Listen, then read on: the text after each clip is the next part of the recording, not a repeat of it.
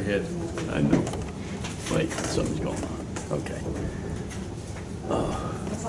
3, 2, 1, go. Erev Tov, Shalom, Baruch haba, welcome, good evening. Welcome to our beginner's Hebrew class. And we have a little competition with the boxing club next door, so hopefully it's not too distracting for us.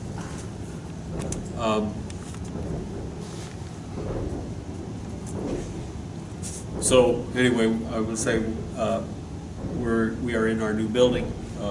This is our second class here. We were supposed to put up new letters. They haven't been put up yet, so we're waiting on that. So we're going to dispense with reciting the AlephBet. Hopefully you're keeping up with that on your own anyway. It's not too difficult to memorize in their order. So hopefully you can keep up with that. Letting a couple of things load for me here.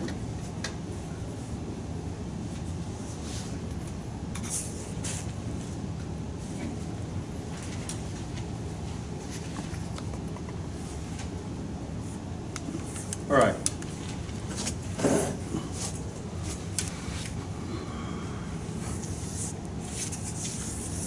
So we moved, last week we finished up the Chet. I'll go ahead and put it up on the board for you. We don't have much space tonight because we lost one of our boards, but the Chet was this. It's the letter number 8, and its paleoglyph was that, okay, which is a fence. And so we spent a lot of time, we spent some time last week discussing being fenced off. Remember that the Chet is a combination of the Vav and the Zadi, or the Zayin, excuse me, the Zayin. And the Zayin, the Vav represents man, mankind. The Zayin represents Mashiach. And we spoke about this being his talit. And we spoke of the fringes on the talit, the tzitzit. And so we spoke to that. We spoke about how the chet is the joining together of the bride, which is the vav, and the groom, which is the zayin.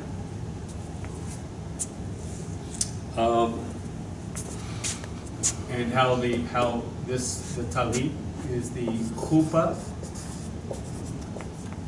the chuppah for a wedding, and how the groom invites the bride to come under his chuppah, meaning that he invites the bride to come under his protection. And so Yeshua, he speaks to this. We spoke to this about being the wings, the talit.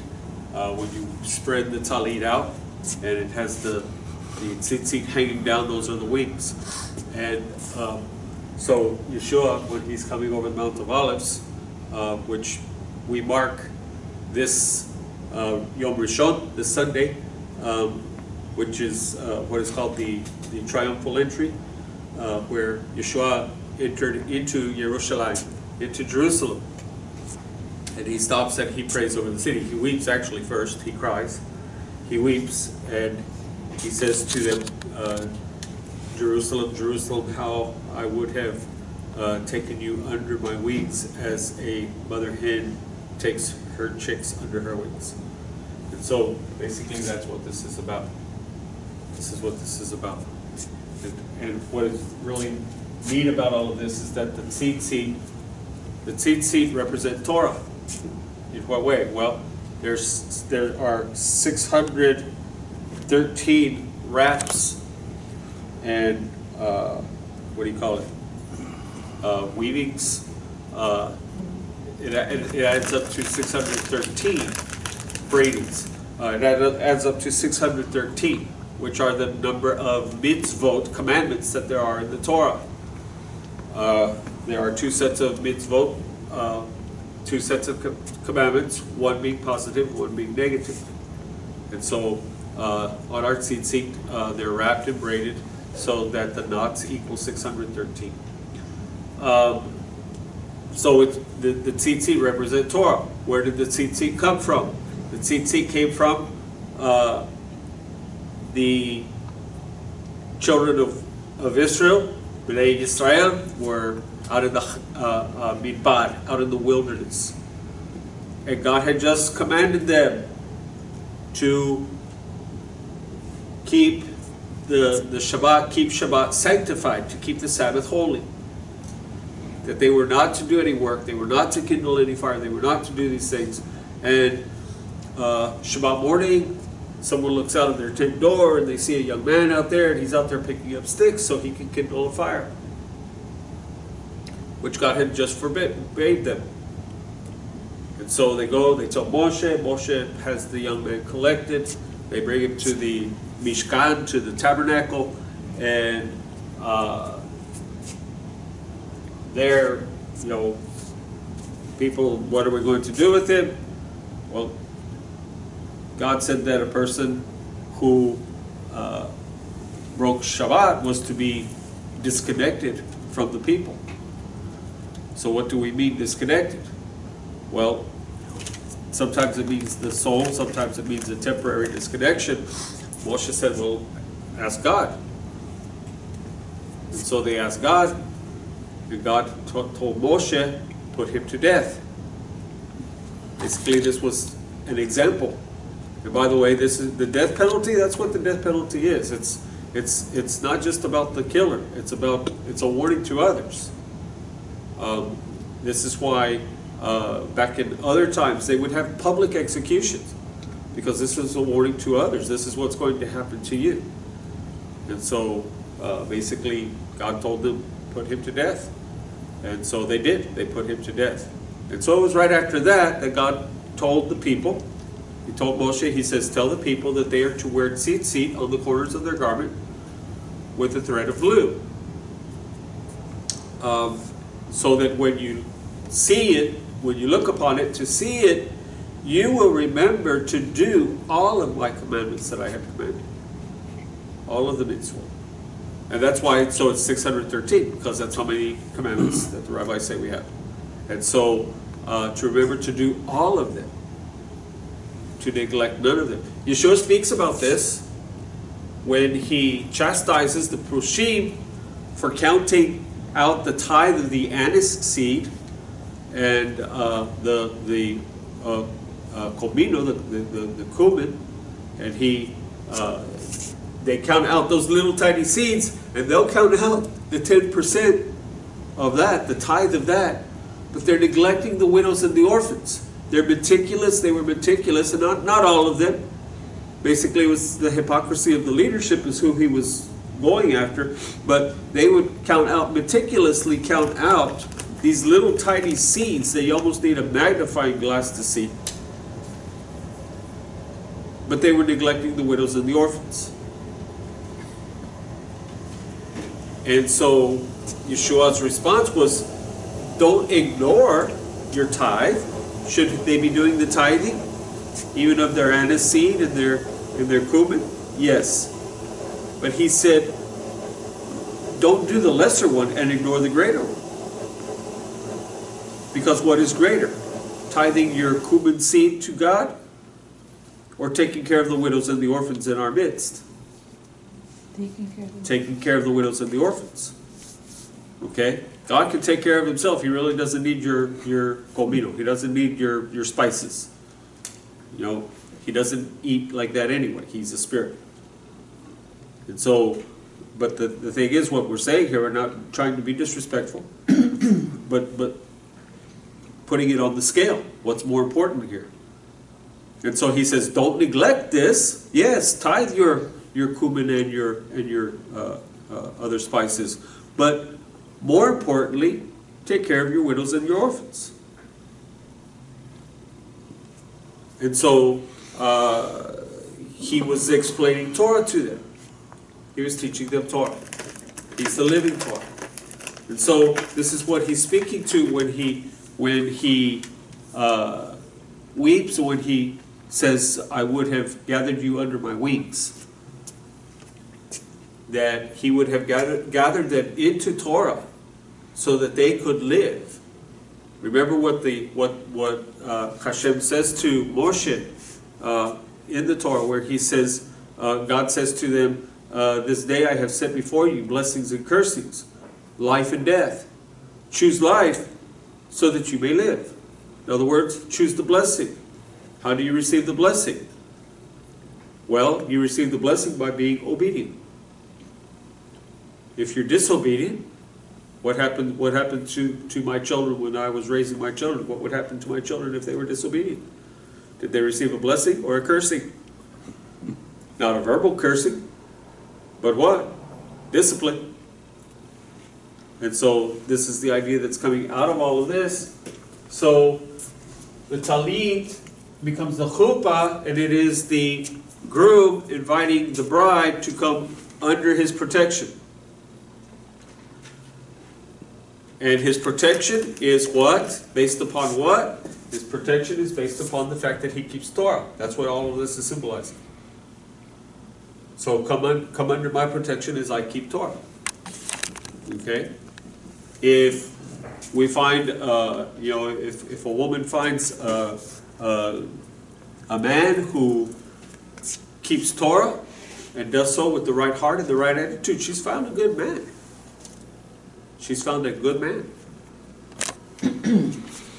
So the proof of that, Yeshua himself, he kept Torah. He kept it. Was he a good man or was he not a good man? He was a good man. And so now there are those who will keep Torah just methodically or what have you. Their heart's not right, their heart's not in it, they don't have the right attitude, they're doing it because they feel they have to, or it's tradition, all these kind of things. Well, I'm not saying that that person is going to necessarily be good, because some people can keep Torah like that and they're very harsh, very hard. They don't show any mercy, they don't show any kindness, any of these kinds of things.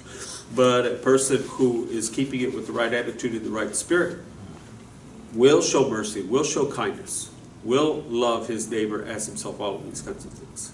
All right, so these two joined together make the chet. Okay, and we know it's the chet because it's closed. Okay, the het looks just like it, is open.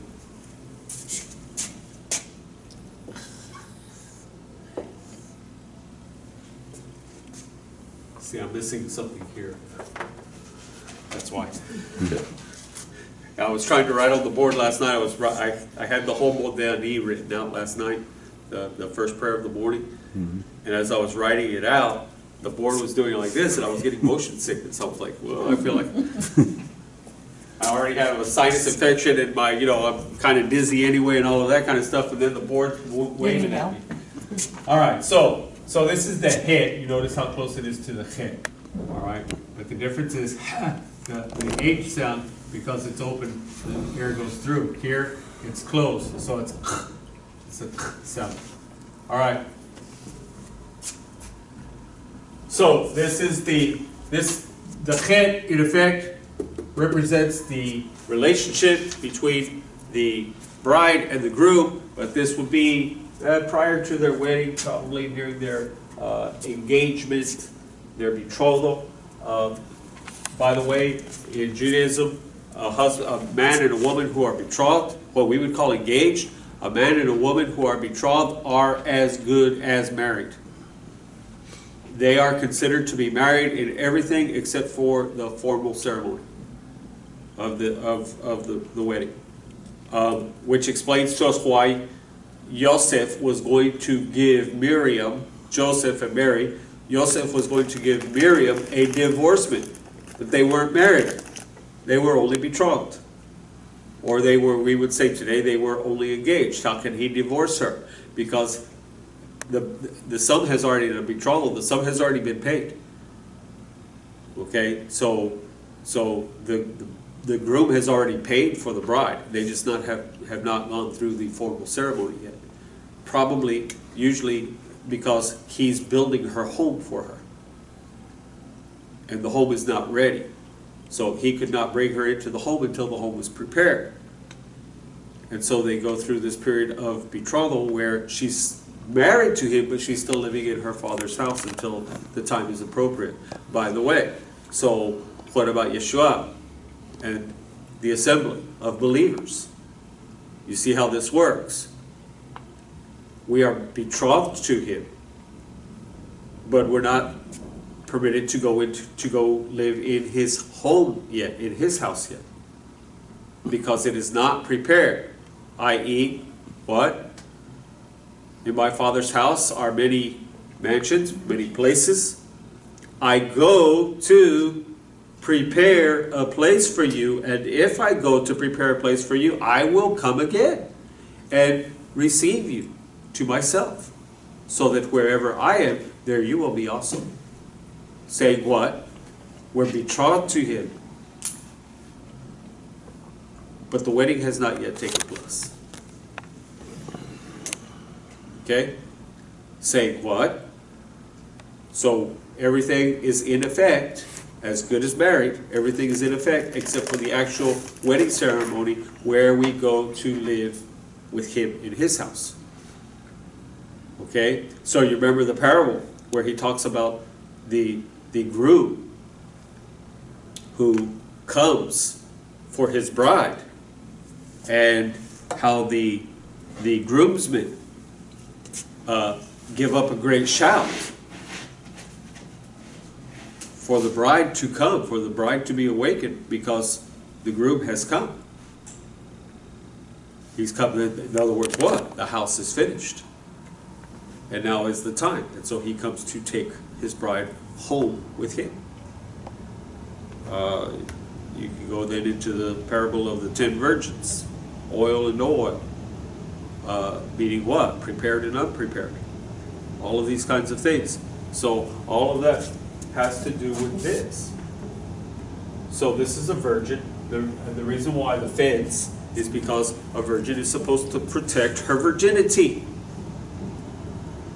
A woman's virginity is one of the most important possessions she has. A young lady's virginity is one of the most important possessions she has.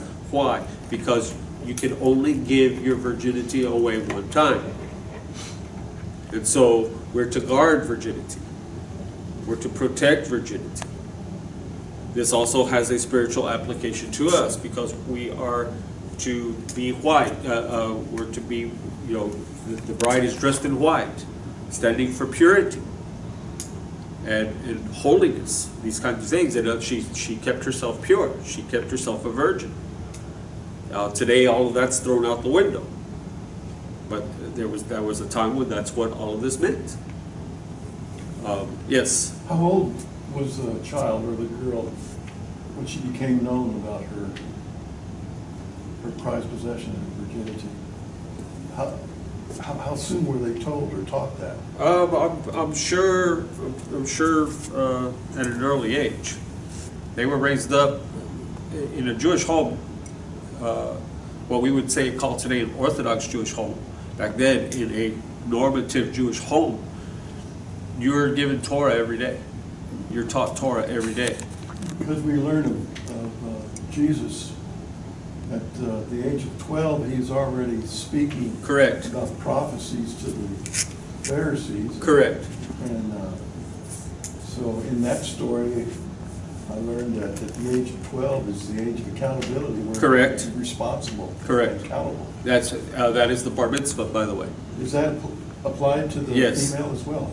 Yes. Or is it an earlier age? Bar mitzvah for a female is called a bat mitzvah, and it occurs at the same age that they become accountable for Torah. But see, they have been studying Torah either under their parents or under a rabbi for all of that time.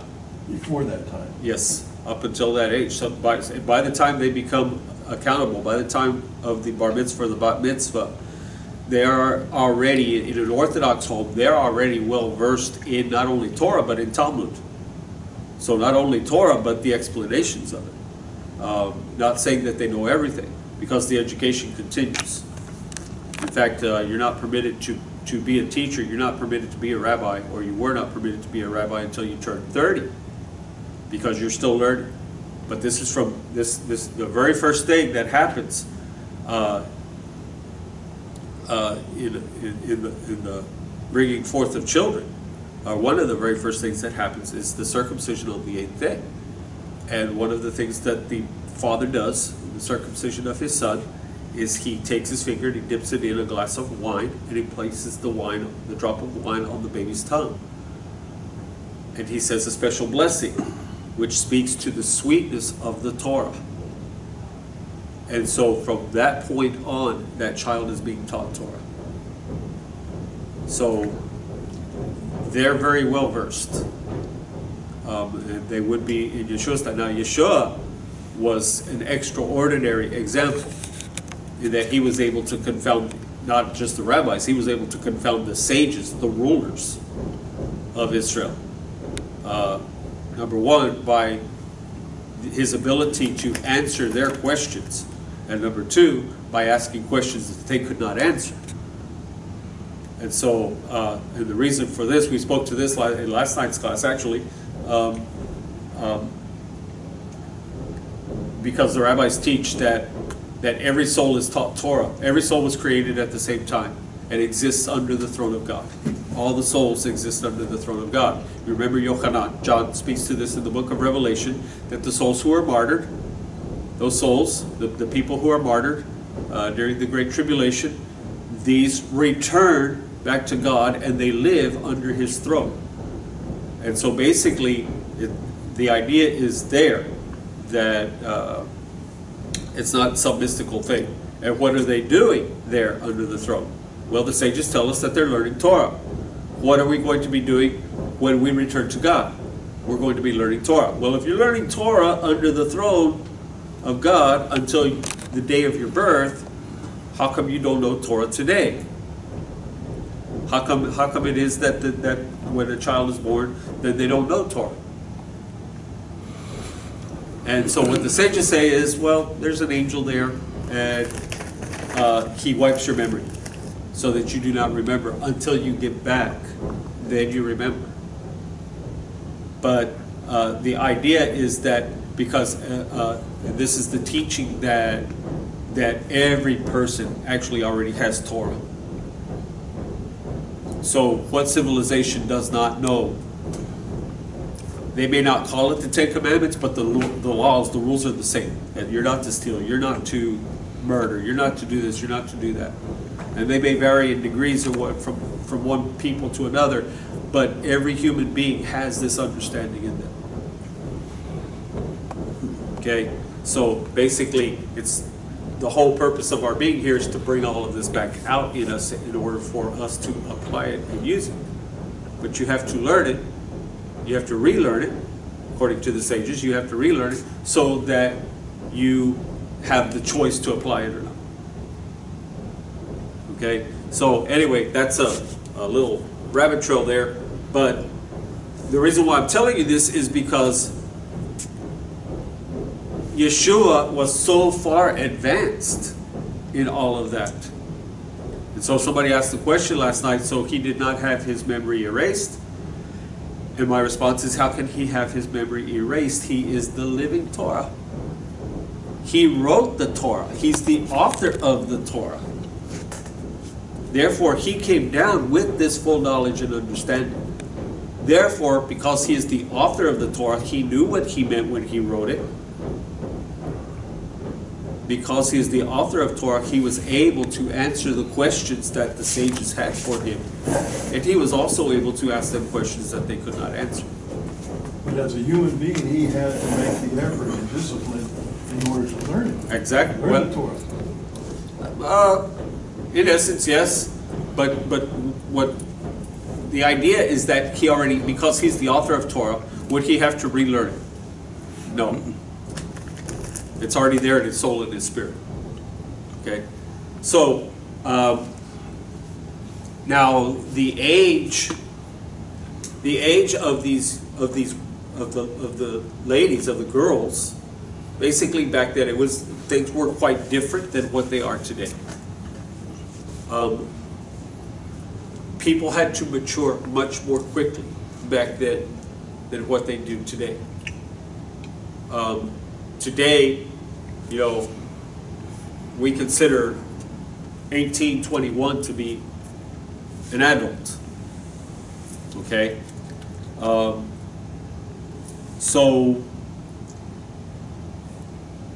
and even at that age, even at the age between 18 and 21, even at that age, the adults do not really consider them to be adults. Mostly because they don't act like adults. You go onto any college campus, there's not a lot of there's adult activity, but there's not a lot of adult behavior. Yes. So, adult responsibility taking place.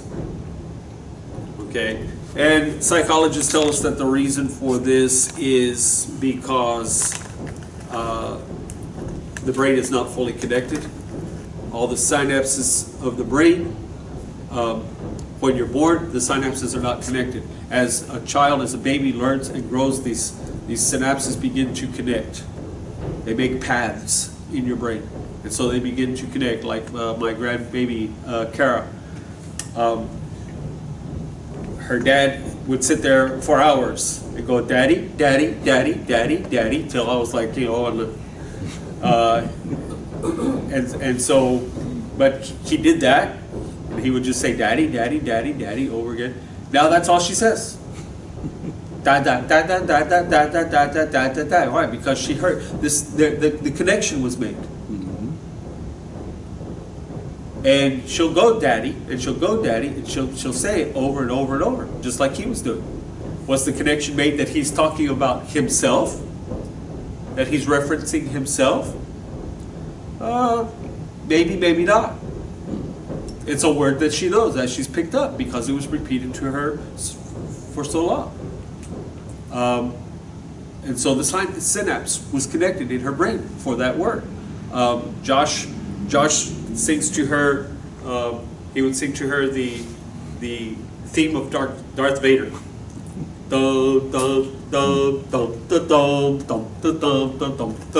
And he would bounce her up and down as he was singing it. So guess what she does? He just starts singing it. She'll start and she starts waving her hand. And now she'll sit in her little walker and she'll do that all by herself. So the connections are being made. Okay? So anyway, what they say is that in a human being, in the average human being, the brain is not truly connected until about the age of 25. So when you wonder why your 20-something is acting like a kid, well, the reason why they're acting like a kid is because all the connections have not been made. Okay? They still have a childish attitude and a childish tendency, which brings up, hi, welcome, which brings up the what Rav Shaul says in 1 Corinthians chapter 13, when he says, "When I was a child, I spoke as a child, I played as a child, I acted as a child. But when I became an adult," what? "I put away childish things." Okay? Now, does that mean he doesn't enjoy life? No, it means that he quit acting childish. Why? He's no longer a child, he's an adult. Okay? Now, you and I, all of us here, know of adults who act childishly. Okay? So this is to which he was speaking. All right, so the age of the young lady, they were much younger back then, so the age of a young lady being given in marriage. Now, the arrangement could be made as early as the age of 5, sometimes even 3. So the parents would arrange the marriage, oftentimes as little children. And this was very customary in the Middle East. It was not that the children were allowed to have sexual relations with each other, these kinds of things. This was the betrothal. So that everything was in effect as far as the marriage was concerned, except for this fact. Except for the fact that they They were not living together. The bride still is in the father's house until the day of arrangement, the day that has been arranged. Miriam, the mother of Yeshua. Miriam. So many scholars believe, because we look at her, we think of her as being what? Because I was 21 when I got married. My wife was 23. She's a cradle robber. So she's 2 years older than I am. But I was 21. She was 23 when we got married. That was in 1979, way over in North Carolina. A lot of water under that bridge. Anyway, so we often consider Yosef and Miriam to be like that. But many, if not most, Bible scholars believe that Miriam was actually much younger. That she was probably around 15 when all of this was taking place. Because, as I said, they matured much more quickly back then than we do today. By maturity, I don't mean physical, I mean mental and spiritual and emotional, because everyone in the household had to work.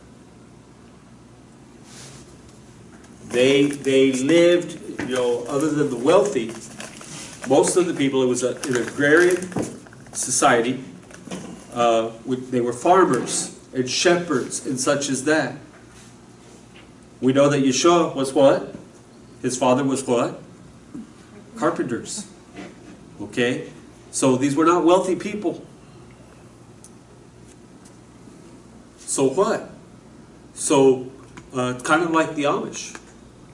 You tried to have a lot of children.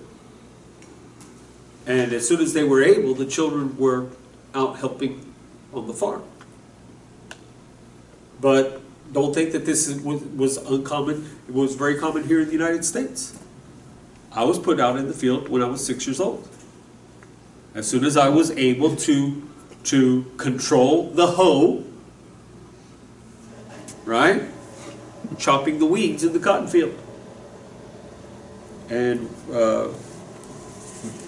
when I turned 6 years old, my 6th year, which was when I was starting first grade, what my dad did is he went and he bought a hoe. And he cut it in half. He cut the handle in half. So I had a little hoe. So my brothers all went out with a big hoe and I went out with a little hoe. And do not think that my brothers allowed me to get away with too much, because they wanted to hurry up and get done, and every little bit helped. And so I was taught how to hoe cotton when I was 6 years old. When I was 6 years old, my mom took a pillowcase. She took a pillowcase. She sewed a strap on it, and that was my cotton sack.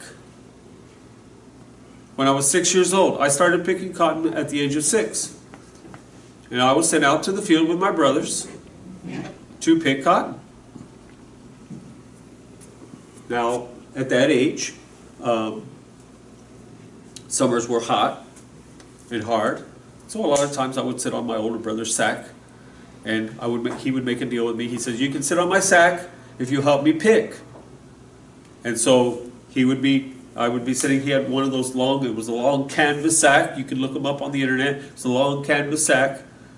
And he would be there picking. It would hold 150, 175 pounds of cotton. And he would be there picking, and he would be leaving some on purpose for me. And so I would be sitting on the sack and I would be picking what he would leave. And Dad paid us, we were paid a penny a pound. The average poundage of a day was about 150 pounds for the older teenagers. So you add that up, 150 pounds at a penny a pound was $1.50 a day. It was like we were living in the 1800s. By the end of the summer, Dad would have it all totaled up. That was our school clothes money. Working $1.50 a day, $1 a day to buy clothes. So you can imagine we didn't have a whole lot of money for clothes. So a couple of shirts, a couple of pairs of pants, a couple of socks, and a new pair of tennis shoes. So, what I'm saying is, if you can imagine my life like that, imagine their life without the mechanics, without the pesticides, without all of this kind of stuff.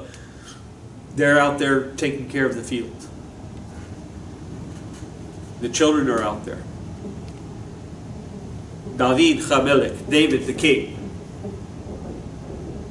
His occupation, shepherd, the son of the father. He's not old. He's not an adult. When Shaul comes, Shmuel, Samuel, when Shmuel comes to anoint him as king, he's only a teenager.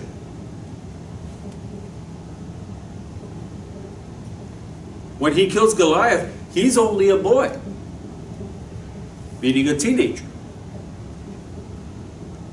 He's already killed a lion, a tiger, a bear, oh my. What I'm saying, would you put your child out there in that kind of situation? Where there are thieves to steal the sheep? Where there are wolves and bears and lions?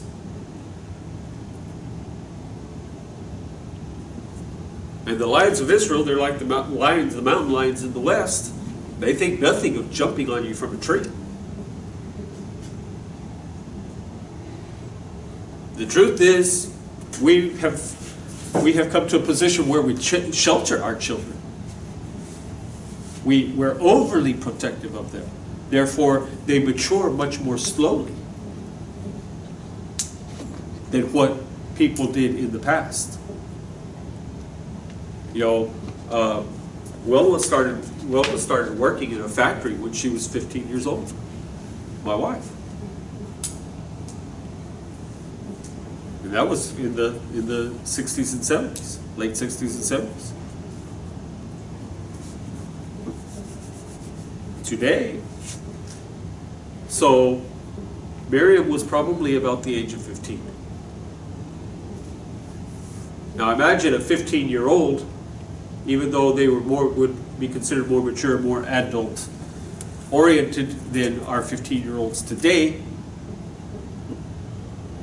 Imagine receiving the news that you're pregnant and you're still a virgin and you have not known any man. Imagine being 15 years old and your husband thinks you had an affair on him and he has the right to put you to death because all of the laws apply. She is as good as married without being married. And so all of the laws apply. So this is not fornication. What is the rule of fornication? The rule of adultery is that death, stoned to death. The rule of fornication, the punishment for fornication, they have to get married. Why? Because fornication is seen as more innocent in the eyes of God. Perhaps we could say that. Not too, it's still wrong. It's still a very dangerous, very bad sin. But it's not considered to the level as a husband and wife. Or should I say a husband or wife who cheats on their spouse. Why? Because there was no cheating involved. No covenant is broken here. The teenagers are not, the people who commit fornication, they're not in covenant with each other or with anybody else. There's no covenant involved. So they're not breaking a covenant. They're not breaking a promise. So the punishment was that they had to get married. You're sentenced to life with that man. That's a joke. But for a couple who are married, and one of them commits sexual sin, one of them commits adultery, the punishment is death. So what goes for the couple that is married, that has actually gone through the ceremony, also applies to the couple who is betrothed, or what we would say engaged, because as far as God is concerned, they're as good as married. So put yourself in Miriam's place. What she's going through, because he has every right to have her put to death. Now he, being a gracious man, being a compassionate man, we know the story what? He decides not to put her to death, but what? To privately put her to the side. Which means he divorces her. But she still has to go through life with the stigma of being a divorced woman. And being a divorced woman back then was much more serious than it is today. Who would marry a divorced woman? Maybe a divorced man. Maybe a man not so good, a man not so kind, somebody like that, somebody who's desperate, those kinds of things. So times are much different today. So anyway, so that's the purpose of the chet, the fence. The fence was to protect your virginity, to keep yourself pure, to keep yourself righteous. And so Rav Shaul uses that when he speaks of our relationship with Yeshua, that he says that we not be found with spot or blemish. That we not be found with spot or blemish, that we be found pure at the coming of the Messiah, that we are found pure and righteous and holy, that our garments are white and without spot and without blemish. And so this is the chet. Because she's a virgin, and this is where we move into Tet, because she's a virgin, we talked about this fact that this represents, can I erase the rest of this? Everybody got this?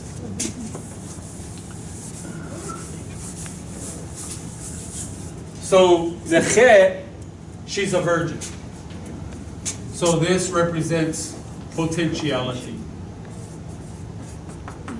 Potential. This represents potential.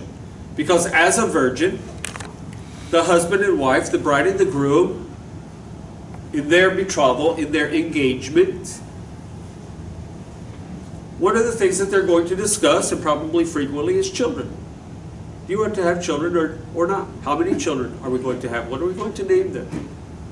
So they daydream, or night dream. They talk about these things. They discuss it.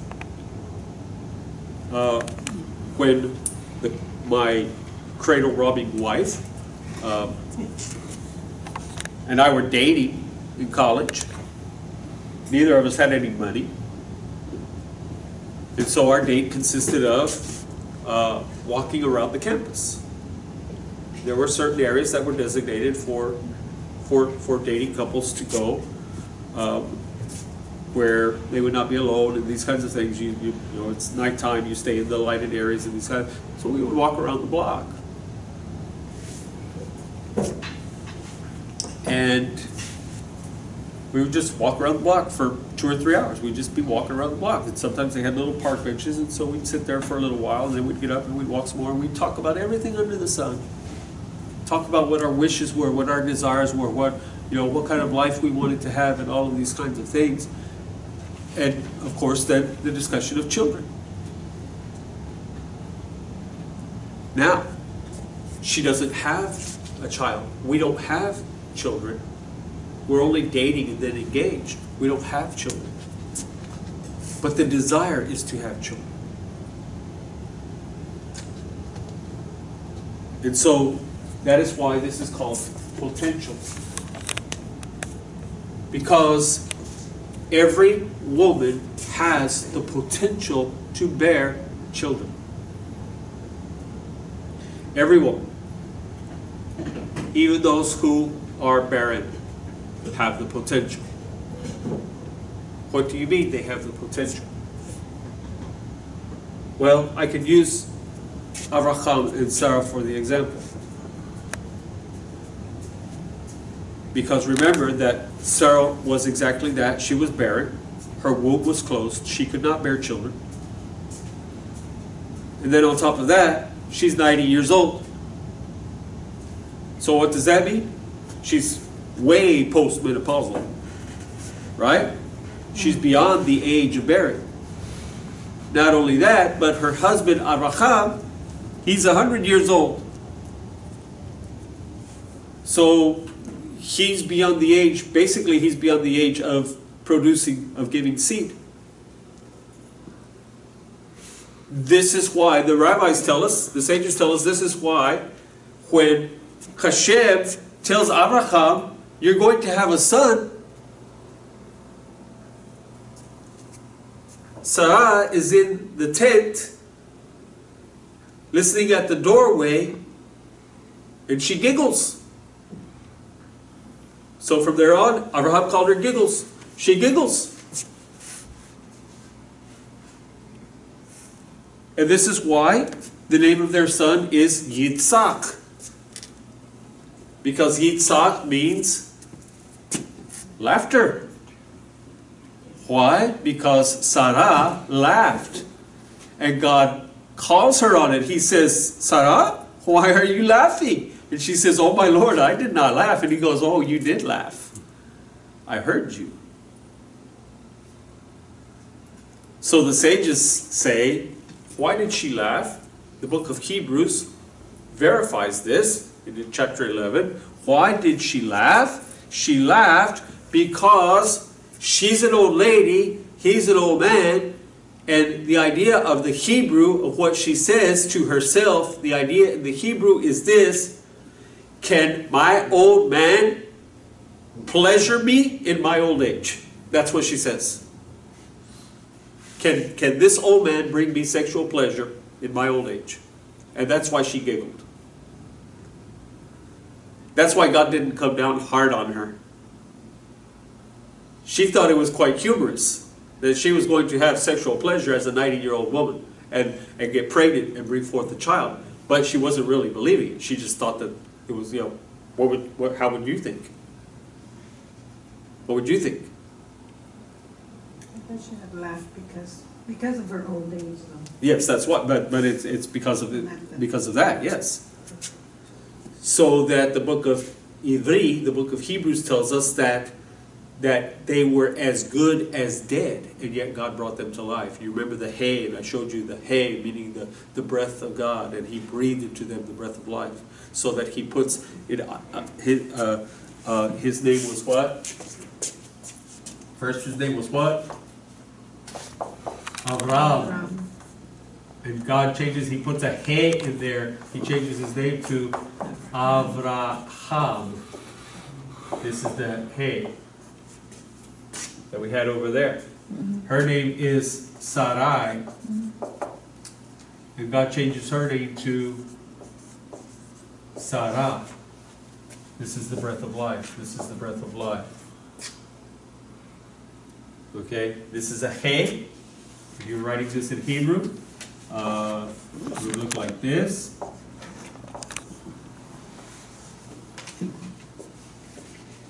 It would look like this.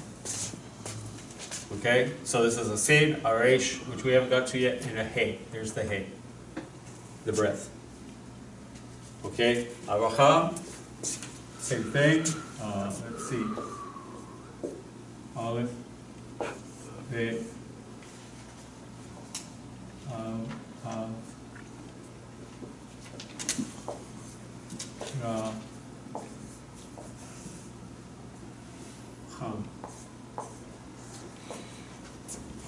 So there's the hay. Here's the hay. How many hays are here? How many hays have I showed you? 2. The rabbis say a most curious thing. God shared Himself with Avraham and Sarah. By changing their name, He was sharing Himself with them. By what? So, this is His name. Yud He Vav He. How many He's are there? 2.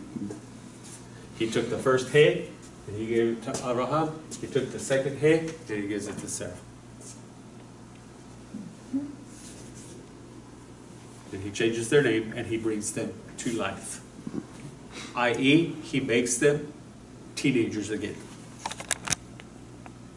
their kids again. In essence, understand, keep in mind that Abraham lives to be 120 years old. He lives another 20 years.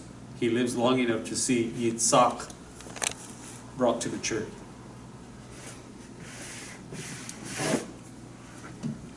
So, every woman has potential.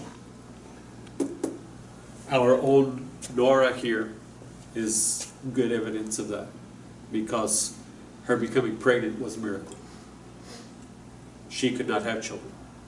The doctors already had told her she would never have children.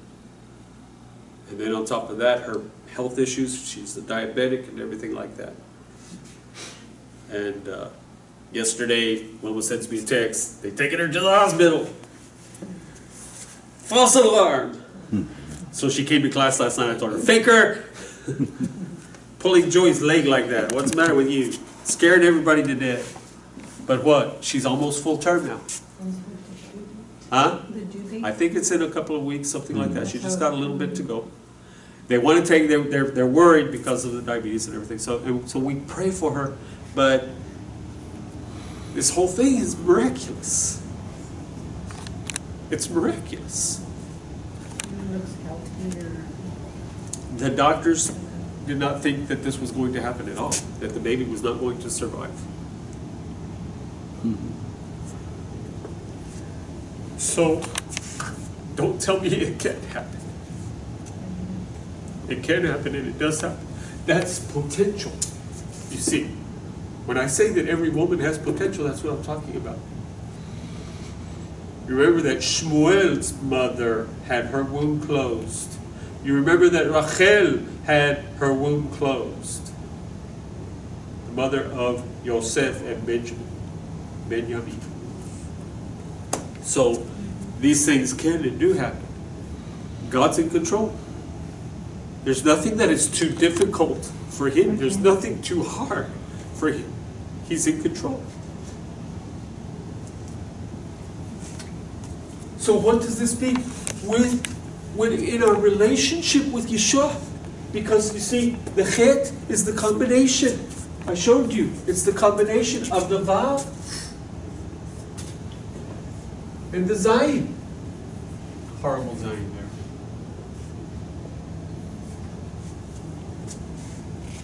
And so the Vav and the Zayin, and you see, here's the Vav and here's the Zayin.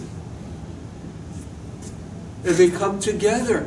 And this is, in fact, the chuppah, which starts with what? Chet. The chuppah fences the wife off. What? She has a husband now for whom she is responsible. Therefore, she may not go out to any other, or whomever, or wherever. Nor may he. He's also under the chuppah. So what is the potential of this relationship? When that is something else that is discussed by a young couple. The potentiality of the relationship. Right? Till what? Death do us part. That could be a very long life. But as a young couple, walking around the block, discussing their dreams and their desires and all of these things, the potentiality is a very powerful thing. It's the dreams and the aspirations of the couple. In fact, potentiality, the dream, is so strong that it often tries to replace reality. This is where we get the saying that someone is living in a dream world. They're not living reality, they're living daydreams. But young couples do that. This is exactly what they do. Now, is your dream world, is this reality? Huh? You ever daydream? Who daydreams? Yeah? Especially when you're at work, right? Wishing you were, I'd rather be on the beach. Famous slogan. I'd rather be fishing. I'd rather be in the mountains. Right? But is the daydream reality? Is the daydream, come on, is the daydream reality? No. It's potentiality. And so that's what's taking place here. So what I'm saying is, in our relationship here with Yeshua, we're not married to Him. We are the bride, He is the groom, but the marriage itself, the ceremony has not taken place. We are in the what do I call it? Potentiality. The betrothal. We're in the betrothal stage. We're in the engagement, what we would say today, the engagement stage, where everything is as good as being married, except we're not living with Him. He's there, we're here. But a person who is engaged, Miriam, for example, she's betrothed to Yosef. Should she act as though she's a free teenage girl? No. Because she's not free. Same thing should be true today. That as soon as the girl puts the ring on her finger, as soon as he puts the ring on her finger, the diamond ring, the engagement ring, not the wedding ring, diamond ring. What? That should be sealing things off. But you're not looking at other guys. He's not looking at other girls. They're committed to each other. How committed are we to Yeshua? We should be as committed to Yeshua as a wife is committed to her husband, even though we are not yet married. Because we are betrothed. And all the rules apply to betrothal. This is why Yosef had the right to put her to death.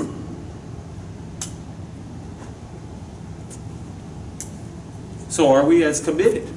So what is this about? We have the potential. Think of the potential that you and I have in our relationship with Yeshua. The things that we could do, the places we could go, the changes we could make. In all honesty, the reason why we do not have that kind of relationship with Yeshua is because we don't have that kind of relationship with Yeshua. We don't consider ourselves truly married to Him. We have kind of a stop and go relationship with Him. We have kind of an on and off relationship with Him. It's kind of like the couple that they date for a while and then they get mad, and then they date for a while and then they get mad, and they date for a while and then they get mad. And that's the average relationship of people in Yeshua.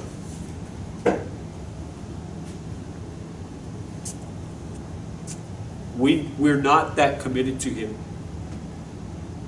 And let me say here, just throwing this out here, but the spirituality,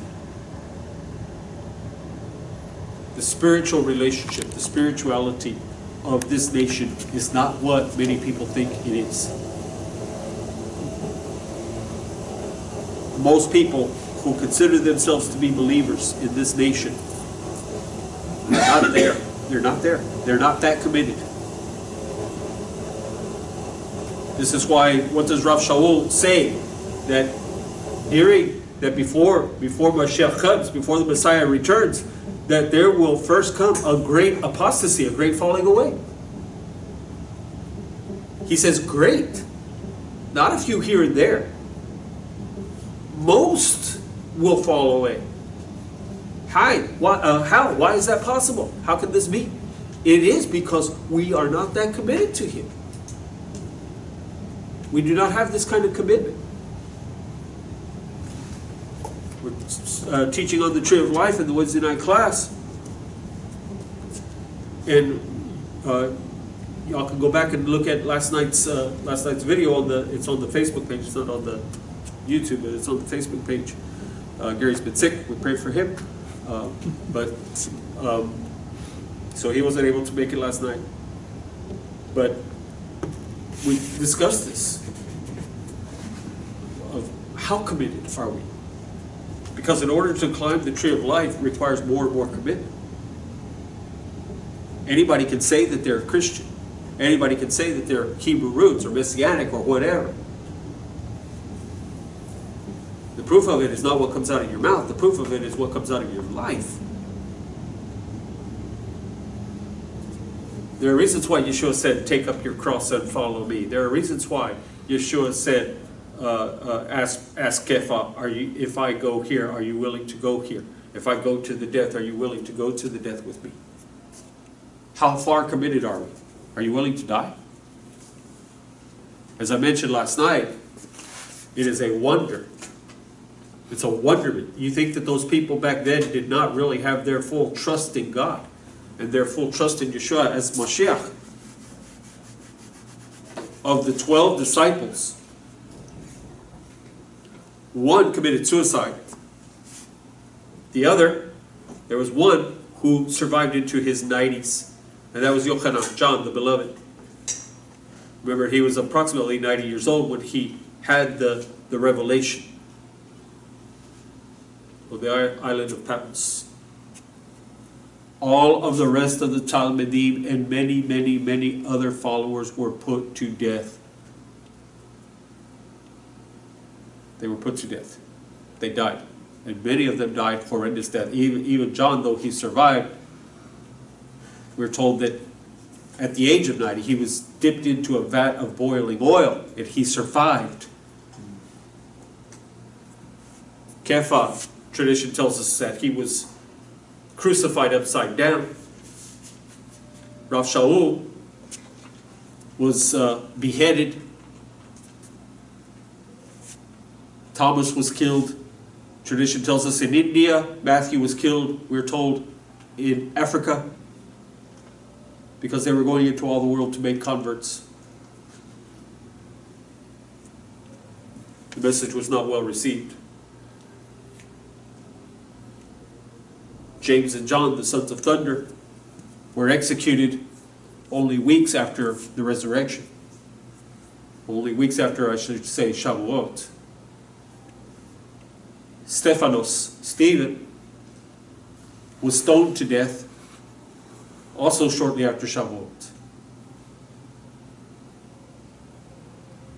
Yaakov, the brother of Yeshua, James, the author of the book of James, was the head of the assembly of Jerusalem.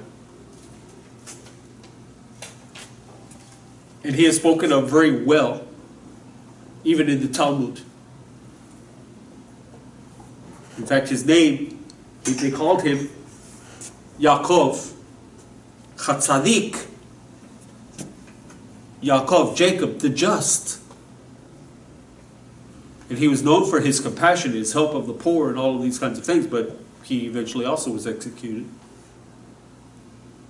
So why am I saying this? To what extent will we go? Would you die for your husband? Would you die for your wife? If that's what it came down to, would you give your life for your husband, for your wife? Well, Yeshua is the groom, is the husband of the assembly.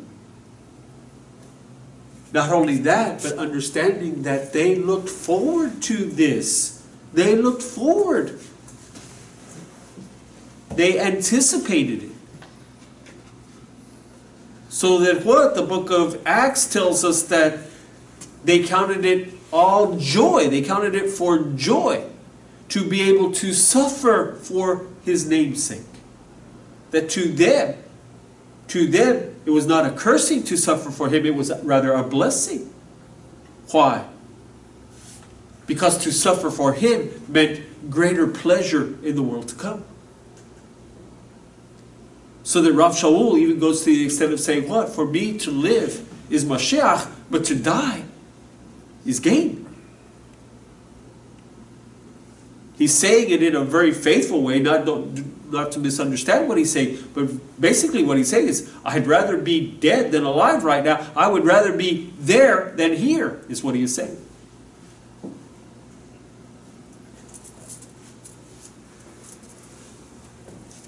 So that's the potential. What is our potential with Yeshua Mashiach? What is the potential in our relationship with the Guru? The truth is, the potential is great. The opportunities are many. But the choices we make is what makes the difference. Which do you choose? As Yehoshua said, choose you this day whom you will serve. As for me and my house, we will serve the Lord.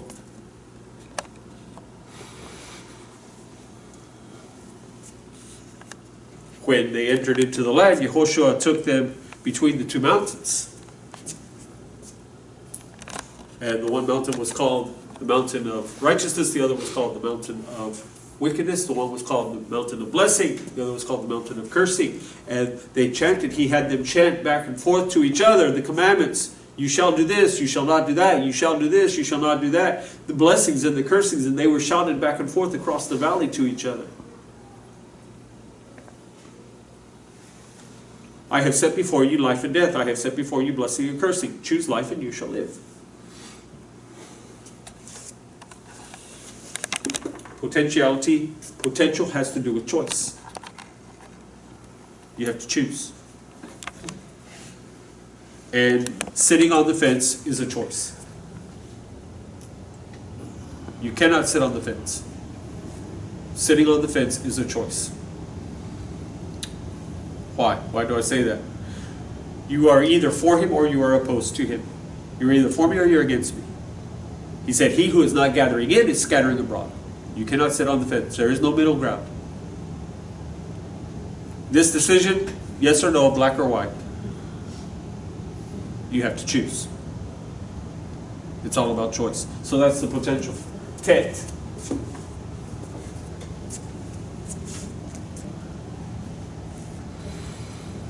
So the tet is also the vav. You see it here. If I go like this, what do you have? You have the vav and the zayin. All the tet is the chet turned upside down. If I were to draw, here's your, let me put this line back here. If I were to draw the letter line in which you write on, here, like that, and so the letters are on the line. Okay? Notice that the opening of the chet is facing what direction? It's to what direction? The bottom, down. To, if you would, the ground, saying what? Fenced off, closed off, sealed. You see that? What direction is the opening in the tet? Up. Why? Well, you can see here. James, I hope you can see, sorry. You can see here, the sages tell us that the tet represents a vessel, a jar. Can you see a jar in that? Open and ready to receive.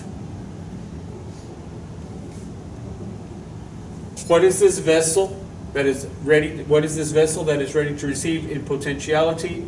And over here with the tet and the chet and the tet, I told you last week, this represents the womb, that it's closed off, the virginity. But now with the tet, what? You have the husband and the wife together. So now what? If this is the womb here is closed, now the womb is open and ready to receive. Okay?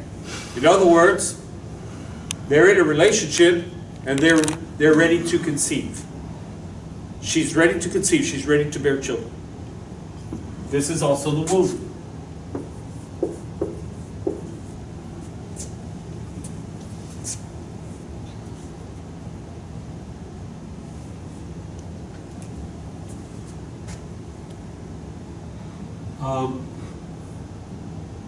So the tet represents the open womb of the woman. Now she's married. Now they're in a relationship. So they're going to bring forth life. They're going to bring forth children. Remember that Yeshua speaks about bringing forth fruit.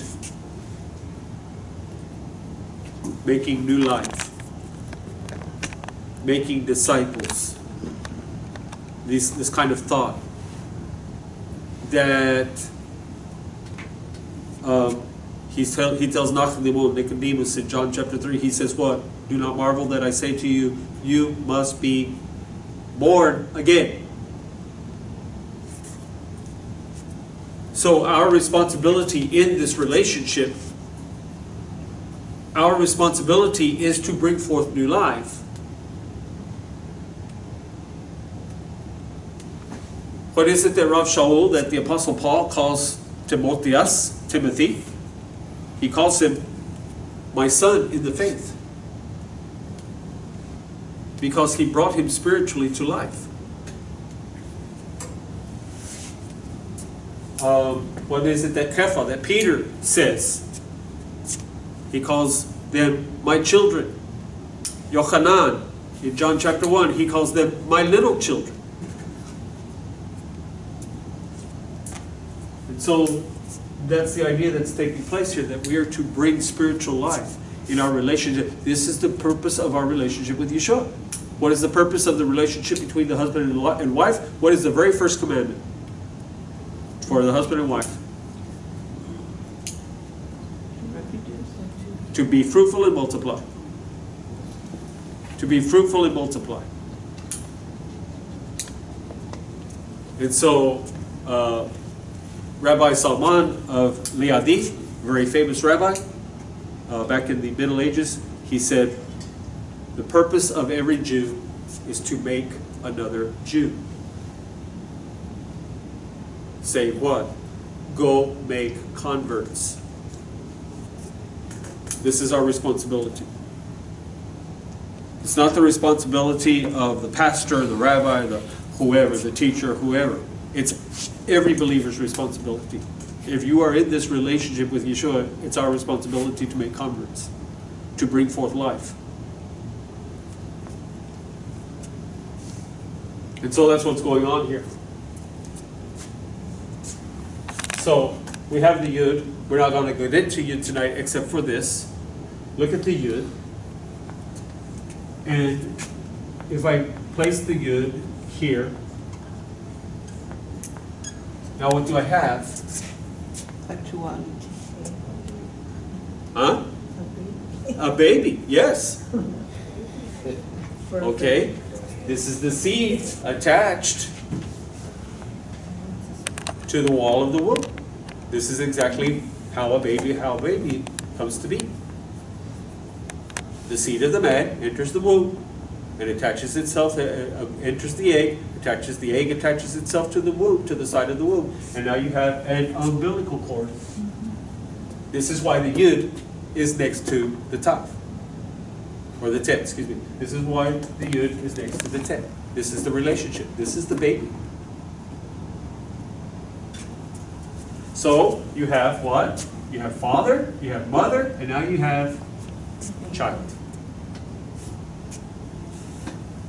Or we could say, up here, you have father, mother, you have father, they're joined together, they get married, they conceive, and now they have a child. This is all still dealing with the Mashiach, with the Messiah. Because it all has to do with our relationship with Him. So if the mother and the father, the husband and the wife never have relation, they never have a relation, are they going to bring forth children? Are they going to reproduce? No. So it is with us. If we're not in this relationship with Him, in this commitment, in this covenant with Him, to have this relationship with Him, neither are we ever going to reproduce.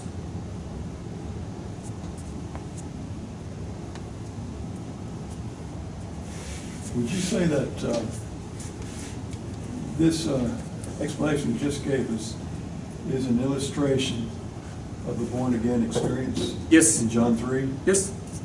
That's exactly it. And Nicodemus should have seen that. And Yeshua marvels that he did not see that. He says, you are a ruler of Israel and a teacher of Torah, and you do not understand these things, how would you understand? I'm talking to you, he says, I'm talking to you in physical terms. That's what we're doing here, right? I'm talking to you in physical terms so that you could understand spiritual truth. If I talk to you in spiritual terms, how would you ever understand? Of course, Nakdimon becomes one of the greatest followers of Yeshua. And again, as Yaakov, the brother of Yeshua, is spoken of as the just one, Nakdimon is spoken of very well in the Talmud as well. He was best friends with Gamliel. Gamliel is the teacher of Rav Shaul, and he's the head of the Sanhedrin. Nakdimon, according to the Talmud, is the assistant. And the two of them are best friends. Nakdimon, according to the Talmud, remember he says that a ruler came to Yeshua by night. He's a very wealthy man. The Talmud agrees with this, that he was extremely wealthy. In fact, he was probably the most wealthy man in all of Israel. But when he dies a pauper. He dies in absolute poverty, destitution, so that he cannot, not only does he not have a grave, he doesn't even have clothes to be buried in. And Gamliel, when he finds Nakdimon is dead, he takes Nakdimon, dresses him in his own clothes, and buries him in his own yard, in his own house. And the Talmud tells us that the reason why he was that way is he became destitute because he fell in among wicked men. Well, who do you suppose he fell in with?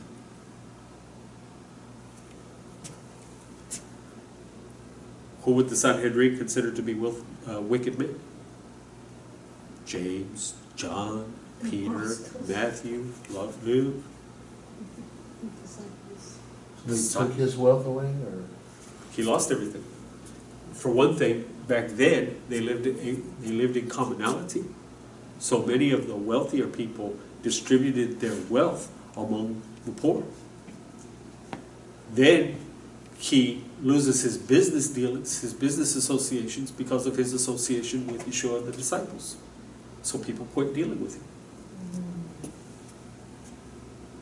You think he's not going to be able to stay on the Sanhedrin? He's not going to be able to stay as a judge. He's on the wrong side. So, anyway,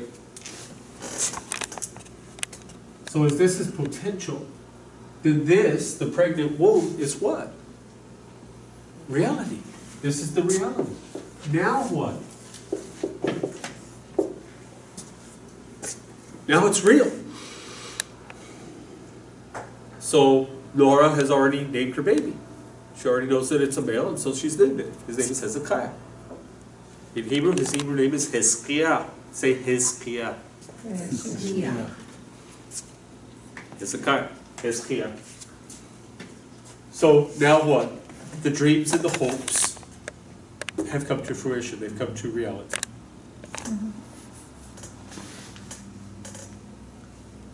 But you still have potentiality involved here. And so you have a very strange symbol under the tent. And it's not necessarily a good sign. It's a circle with an X in it. And basically what this means is... Thank you. Have y'all heard of fish in a basket? Right? Okay, well this is kind of like that, except it's snake in a basket.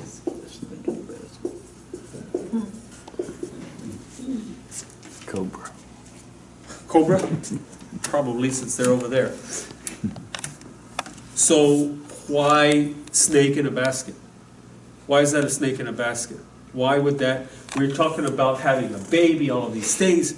We're talking about the Moshiach and the bride and all of these wonderful things. Why would they make that a snake in a basket? Well, what does the basket do for the snake? Covers. It covers him. Like in India, yeah, like in India. Well, not necessarily. In India, right? The snake charmers, they have the snake in the basket, right? And the snake does what? He can actually even lift the lid. As he comes up, he lifts the lid off of the basket himself. But what? Until the lid comes off, and until that snake appears, the snake is hidden.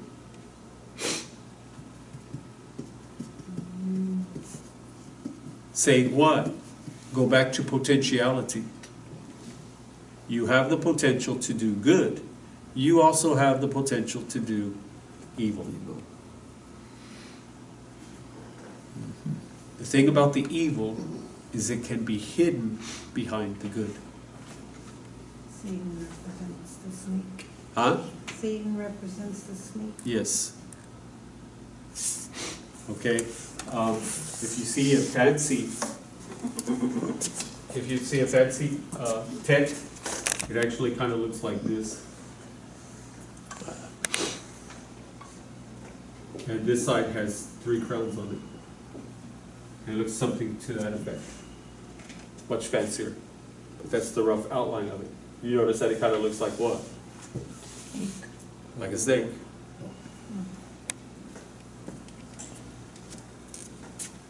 But it is, that even though now you're in reality, that does not stop potentiality.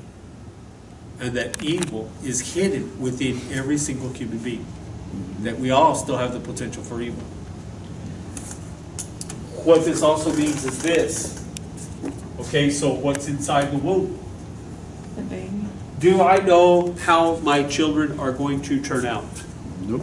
I hope, I pray, I beg, I plead, right?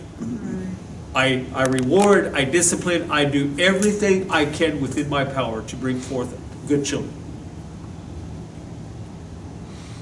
Yet, does it always work? No. So this week we had quite the experience the last several days up in Austin. We had a bomber.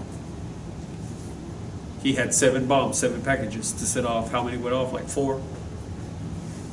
And then he killed himself with the last one, with one of them. I was touched, because I was thinking about these lessons, I was touched by his mother. As I read the article yesterday, that they came out, the parents came out, or issued a letter apologizing to the world, apologizing to everyone, and particularly to those who were killed and injured by their son's actions, because they had no idea. Is it plausible that the parent would have no idea? Yes, it is plausible. Why? Because once our children are grown, we do not know what they're up to. We do not know where they are, where they're going, what they're doing. This young man was living on his own. He was living in a house. Where was it at? Pflugerville. And so he wasn't living with the parents anymore. And something set him off. What set him off? Well, that's what they're trying to figure out. And what I'm saying is this. So are the parents responsible? Would you consider yourself responsible? No. Are the parents responsible if they have done everything within their power?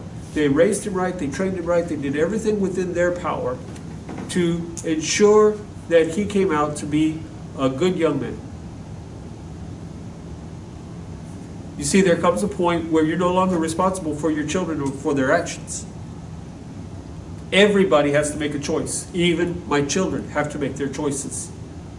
That doesn't mean I like their choices. Doesn't mean I agree or I approve. But once I have done the parenting aspect, once the children are raised and out of the home or what have you, once they reach adulthood, then I'm not responsible for them. They're responsible for their own actions. This is very important.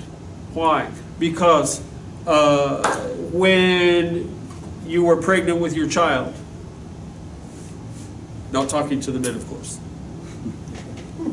When your wife was pregnant with your child. Today it's possible, I don't know. It's weird things happening. But when the wife is pregnant with the child, did you lay in bed at night discussing the child? Your hopes and your dreams and your aspirations, now not for you, but for the child. That you hope the child will grow up well and to do good and what you would like them to be. You know, the favorite question to ask a child is, what are you going to be when you grow up? What do you want to be when you grow up? And the aspirations, you know, back in the 50s and 60s, the thing was that, you know, everybody wanted their child to grow up to be the president, to be a doctor, to be a lawyer, to be a, you know, the governor, to be this and to be that, and all of these great, you know, these, because what? The world is your oyster. But they're unclean, they're not kosher. Stay away from them. Anyway, so, you know, so you have your dreams and your aspirations, now not for you so much as what? Now your life becomes devoted to the child. So I used to get, I would grow jealous sometimes of my children. Why? Because my wife was so devoted to them that a lot of times I felt neglected. She's cute. Still. You're on your own, Bubba. So, you know, what? So that as a parent, I'm no longer living my life for myself. Have you noticed that when you become a parent, your whole life changes? Yeah. Your whole life gets turned upside down. And you're paying bills that you never thought you would be paying. Right? Yeah. I made my oldest son, Steven, sit down one time. He was complaining because I had him mowing the grass. And he didn't like it. So he thought I should be paying him to mow the grass. My dad never paid me to mow the grass. So I brought him inside the house. He was starting a mini revolution. And so I brought him inside the house and we sat down at the table. And I handed him a sheet of paper and I handed him a pencil. And so I said, okay, for you to be born, it cost us $3,000. He was a preemie. Okay, he was born 2 months early. So they had to keep him in an incubator. They had to keep him there for you know, several days. And so all of this is piling up. So by the end of it all, we were owing the hospital close to $5,000. So add that. And then I started, because he was a preemie, his lungs were not properly developed. He had a concave chest, his chest caves in, it wasn't fully developed. And he still has that to this day. And so we started adding up all the medical bills. Then I told him, I said, all right, this is how much you eat every day. This is the value of your meal every day, 3 times a day, 365 days a year, from your age of birth all the way till now. Multiply all of that and add that on. Now here are your clothes. Here's the electric bill divided by all of us. Here's the water bill divided by all of us. So we went all the way through this, and he ended up owing me almost $1 million. I said, so maybe you should be paying me to mow my grass.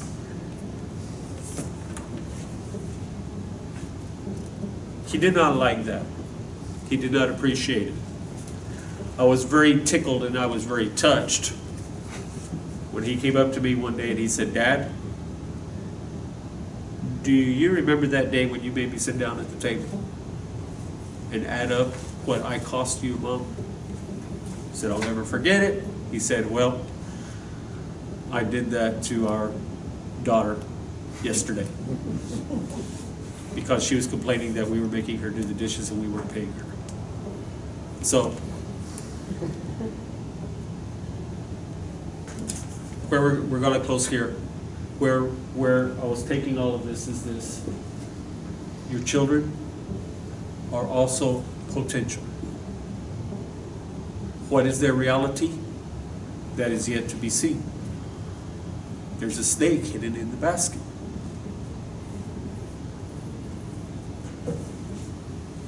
It's hidden, which means what? You can't see it. You cannot see it. And then the 9 for the 9 months? Yes, exactly. Exactly. We'll get to that next week. The 9 represents the 9 months of pregnancy.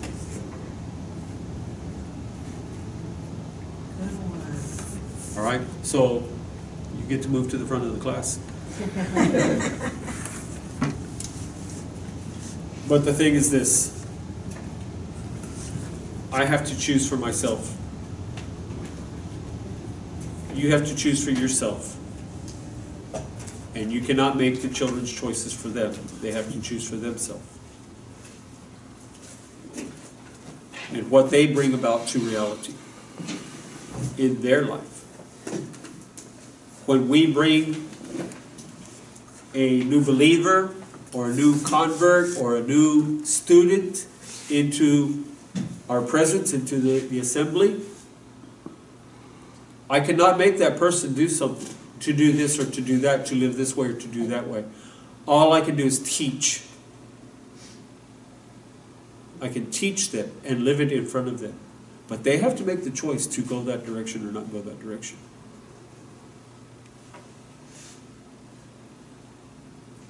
They have to choose. And it's not easy to walk the narrow path. So many choose not to do so.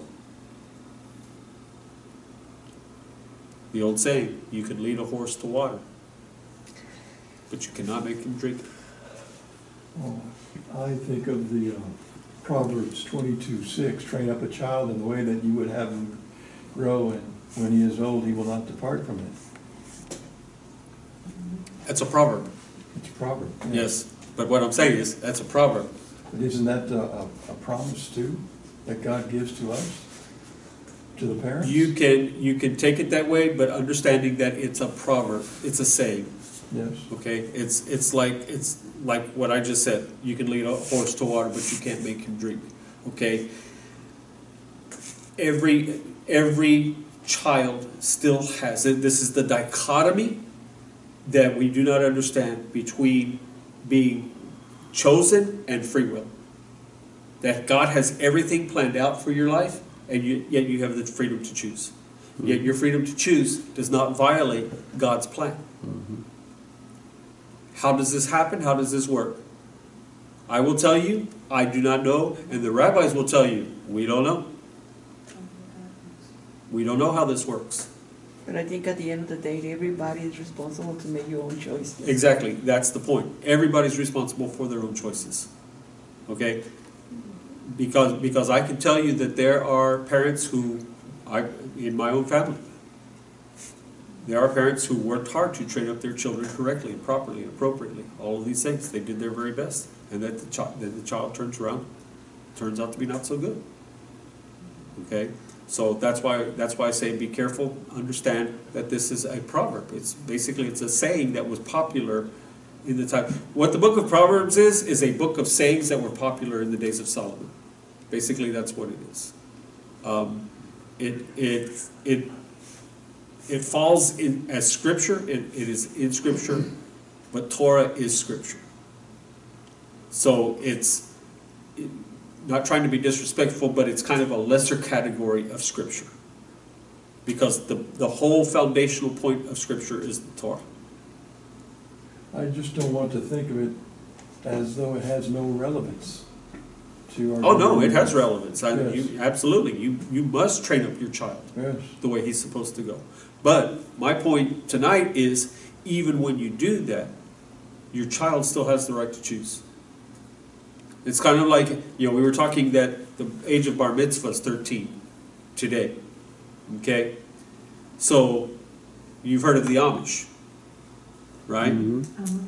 They're raised, they're very strict home, very strict upbringing. The church doctrines and decrees and all of these things, they're taught these things from birth all the way through. But they're not considered to be members of the church until they choose to be members of the church. And that does not occur until they are approximately 18 to 20 years old, something like that. And they are even given, there's called Rumaspringer, where they're given the opportunity to experiment, to experience life as the world experiences it. And then you choose to come back or you choose not to come back. They're all trained, they're all raised the same way, by the same guidelines, the same rules, same regulations. Most of them do choose to join the church. Some do not. Why? Because every human being has the right to make their own choice, and it's a God-given right. God gives you the right to sin. God gives you the right to do wrong. In effect, you have the right to choose. That doesn't mean your choice is right. The right to choose is right, but the choice is not necessarily right. And the choice can, in fact, bring death to you. So, we'll close there, and then we say, Brachot Shalom V'Laila Tov.